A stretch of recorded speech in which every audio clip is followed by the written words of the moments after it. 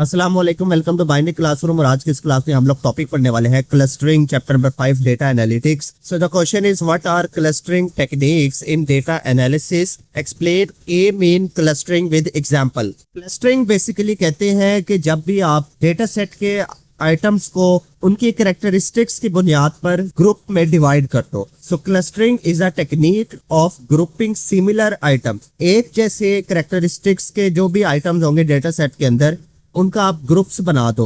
जिस तरह से एक क्लास है, स्टूडेंट्स है उसके अंदर, अब कि हर क्लास में कुछ बच्चे ऐसे होते हैं जो बहुत ज़्यादा लाइक होते हैं, पढ़ने वाले होते हैं, कुछ ऐसे होते हैं जो बहुत ज़्यादा निकम्मे होते हैं। तो ऐसी सिचुएशन में उस क्लास के दो कैटेगरीज बन सकती है, एक उन स्टूडेंट्स की जो कि लाइक है, एक उन स्टूडेंट्स की जो कि थोड़े वीक है स्टडी में। तो इस तरीके से ग्रुपिंग करना based on similar characteristic is called clustering. So clustering is the technique of grouping similar items together based on their characteristics और फीचर्स।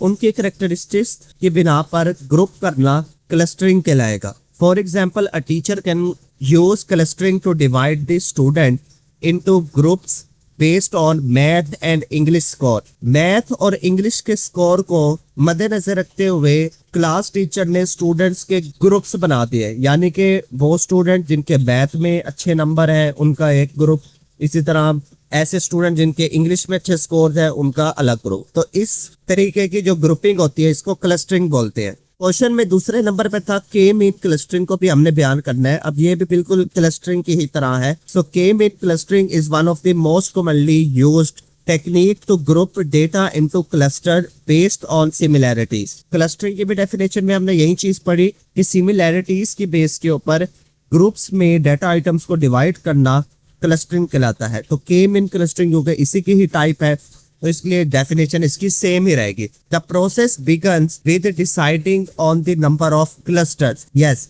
इसके अंदर क्लस्टरिंग का प्रोसेस तब स्टार्ट होगा जब हम नंबर ऑफ क्लस्टर्स डिफाइन कर ले कि आया कि हम लोगों ने कितने क्लस्टर्स बनाने हैं। सिर्फ मैथ के स्कोर्स को देखते हुए क्लस्टर्स बनाना है, मैथ और इंग्लिश इनके क्लस्टर्स बना के बच्चों को डिवाइड करना है, या फिर कोई तीसरा सब्जेक्ट लाइक फिजिक्स इसको बेस बनाते हुए भी क्लस्टर बनाना है। तो इस तरह की जो चीजें हैं कि कितने नंबर ऑफ क्लस्टर्स हम लोगों ने बनाने हैं, ऐसे क्लस्टरिंग को बोलते हैं K mean clustering. So the letter K in K mean clustering represent the number of cluster to be created. इसके अंदर जो के है, ये जो के का लेटर है, ये क्लस्टर्स की तादाद को रिप्रेजेंट कर रहा होगा। लाइक हमारे पास ये टेबल है, इस टेबल में हमारे पास कुछ स्टूडेंट्स के नाम लिखे गए हैं, उनको डिवाइड किया गया है, उनको उनके मैथ के स्कोर भी लिखे गए हैं और उनके इंग्लिश के स्कोर भी लिखे गए हैं। अब इसके अंदर हम लोग दो ही क्लस्टर बना पाएंगे, एक मैथ के स्कोर्स का और एक इंग्लिश के स्कोर्स का, क्योंकि हमारे पास दो ही यहाँ पर